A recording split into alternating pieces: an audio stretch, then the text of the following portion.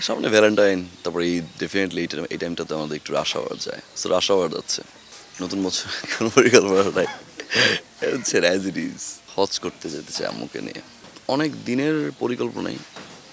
তো আম্মুর শারীরিক কন্ডিশন একটু ফ্ল্যাকচুয়েট করে, সো এই বছরেই আমার প্ল্যান ছিল হজ করতে যাওয়ার। শারীরিক কন্ডিশন খুব বেশি ভালো ছিল না। নেক্সট ইয়ার ইনশাল্লাহ, দেরি করবো না। আর নতুন বছরের জন্য সবাইকে শুভকামনা। অ্যান্ড ডেফিনেটলি 2024টা কেমন কেটেছে আমি জানি না, আরও ভালো কাটুক। শিয়া বাটার ও ভিটামিন ই সমৃদ্ধ lily glam beauty soap. Lily, always beautiful. এইটা না একটু টাফ সিচুয়েশন কীরকম, যেমন শীতের দিন ডে টাইমটা আমাদের একটু কম থাকে, সো স্ক্রিপ্ট অনুযায়ী আমাদের ডে প্ল্যান অনেক সবসময় একটু বেশি থাকে, আর রাশ থাকে, যেহেতু ফিকশনের কাজ করি আমরা।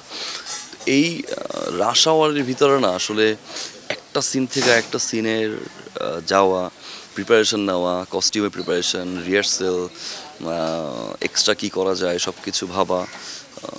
এই রাশ আওয়ারটার ভিতরে না যারা দূর থেকে আসেন, সময় দরকার টাফ হয়ে যায়।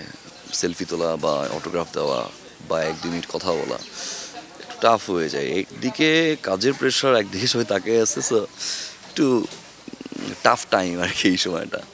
তার ভিতরে আমাদের কাজ করতে হয়, যে আমাদের ফার্স্ট প্রায়োরিটি কাজটাই থাকে, যে তোমার কাজের জন্য আসা।